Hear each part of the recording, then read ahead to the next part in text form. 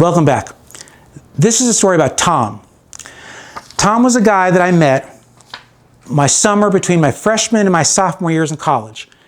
I came home, I was at UCLA, I came home, lived in my parents' house, and I worked at my uncle's furniture store. That's where I met Tom. He worked at the store. There was a guy in the store who worked for my uncle, and his job was to set up the showroom. In other words, he would decide which couch would go where, which table would go where, which lamp would go where. My uncle's furniture store had a slogan, which was, buy by the roomful and save. This was like what Rooms to Go does, but this was many, many years before Rooms to Go. But that was his concept, my uncle's concept, to create rooms and have people buy the whole room. So this guy's job was important. Not Tom, but this other guy, I can't remember his name. He had like a degree in design or something, and he worked for my uncle. Tom's job was to help this guy. So this guy would say, we need the red couch over here, we need the table over here, we need this over there, and Tom would do it. He would physically move these couches around, and I was helping Tom. Okay, so that's what I did for the summer. And we would sit on the couches, and we would laugh and tell jokes, and basically had pretty leisurely time. Tom told me, Tom was about 25, he kept talking about his wife. Every day he would talk about how hot his wife was, and how they had sex the night before, and how hot she was.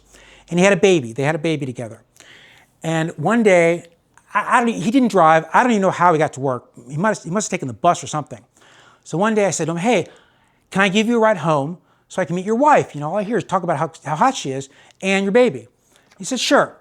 So after work we go to his neighborhood where he lived. This was a neighborhood that I'd never been to before. It was in South St. Louis, which is a completely different part of town that I've ever been in. It was a really strange neighborhood. It was like mixed between black and white. Like all these people were out on the street, walking. It was like, it's like summer in St. Louis, so it's hot. And all the buildings were brick, apartment buildings, all these people in the street. And he goes, there's my wife.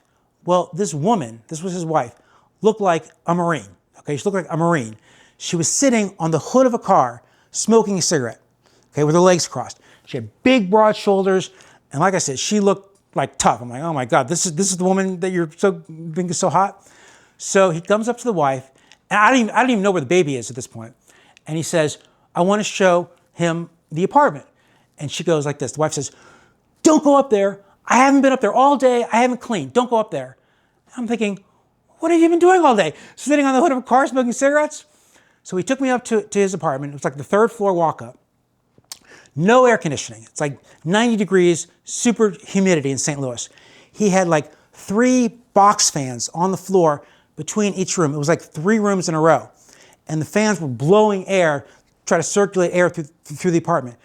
The mattress was on the floor. There were blankets thrown around. I mean, the place was disgusting. And I'm like, well, where's the baby? He said, the baby's at my mother-in-law's house. Okay, so that's the wife's mother. So I said, well, I want to see it. So he goes, okay, fine. So we get in the car, and the mother lives like maybe 5 minutes away in a little nicer neighborhood, small single-family homes. We're sitting in the car, and some girl, like an 8-year-old girl, opens my back door and jumps into my car. I mean, I didn't know who she was. Tom didn't acknowledge her. So I'm thinking to myself, well, I guess that's what people do in this neighborhood. They jump into random cars and get rides. I had no idea who this girl was or why she was in my car. We drove to the mother's house. Small 1-bedroom house. We go in. She has air conditioning. We go in. She got all the windows closed. All the blinds are closed. And she's the mother-in-law, has a bed set up in the living room. She's watching TV, and she's got a playpen where the baby is in the playpen. You walk into this room. This room was filled with smoke. I mean, you could not see from one side of the room to the other. That's how much this woman smoked. I mean, all she did was lay in her bed all day smoking. I mean, chain smoking. She must have gone through two packs a day. Whole place was filled with smoke. And I go over to the playpen, right, with its daughter, a little girl, like maybe 9 months old. And I look down, and this little girl is laying on her back like this. Her arms are straight out, and she's like this. She's like, ha, ha, ha, ha, ha. She's like laughing. She's like giggling. And I looked at her. I'm like, kid, I'm sorry. Because the whole place was filled with smoke. Sorry, kid, but I guess that's the life, that's the lot that you chose, that you were given.